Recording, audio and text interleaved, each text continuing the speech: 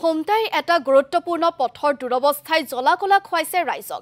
আজিকোপতি মেৰামতি নহল ৩৭ নম্বৰ ৰাষ্ট্ৰীয় ঘাইপথৰ পৰা ধুদৰ আলি সংযোগী আত্মাৰাম গগৈ পথ। পথটোৰ মেৰামতিৰ বাবে বাৰম্বাৰ আবেদন জনায়ো কোনো সুফল নোপোৱাত ক্ষোভিত হৈ পৰিছে স্থানীয় ৰাইজ। আৰু এই পথৰ দুৰৱস্থা কিছু আমি জানিবলৈ চেষ্টা কৰিম আমাৰ সাংবাদিক মৃদুস্মন্ত বৰুৱাৰ জৰিয়তে।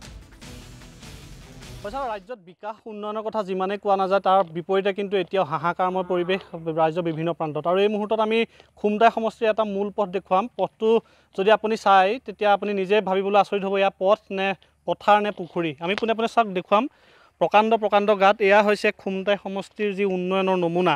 এইটো চাওক, এইটো মেলামৰাৰ পৰা যি বাদুলিৰ পৰা ৩৭ নং ৰাষ্ট্ৰীয় ঘাইপথ সংযোগী আত্মাৰাম গগৈ পথ, এইটো এটা ঐতিহাসিক পথ। আৰু এই পথটোৱেদি দৈনিক হাজাৰ হাজাৰ লোকে অহা যোৱা কৰে। কিন্তু আজি প্ৰায় 10টা বছৰে এনেদৰে জৰাজীৰ্ণ হৈ আছে।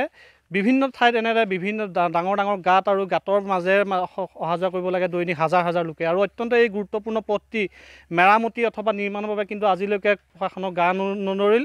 ইয়াতে কোনো ধৰণৰ আজিৰ কিন্তু ব্যৱস্থা কৰা নহ'ল পথটোক লৈ, যাৰ পৰা এতিয়া কৈছে সকলোৱে আৰু ওলাই আহিছে এই মহ খোৱা অঞ্চলৰ যি ৰাইজ। আৰু আমি পোনে পোনে কথা পাতিবলৈ যত্ন কৰিম।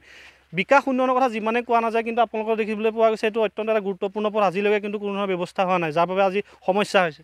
হয়, আমাৰ এইটো খাওঁতলি ধুদৰালিটো বাদলিৰ পৰা ৩৭ নং ৰাষ্ট্ৰীয়ৰ মাজেৰে যোৱা এটা আত্মাৰাম গগৈ এটা পথ।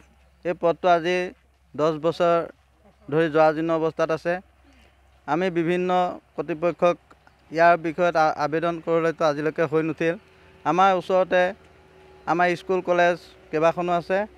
এই স্কুল কলেজলৈ অহা ছাত্ৰ ছাত্ৰী বিৰাট অসুবিধাৰ সন্মুখীন হৈছে। দৈনন্দিন জীৱনত ব্যৱসায় কৰা খেতিয়কবিলাকৰ সমস্যাৰ সৃষ্টি হৈছে।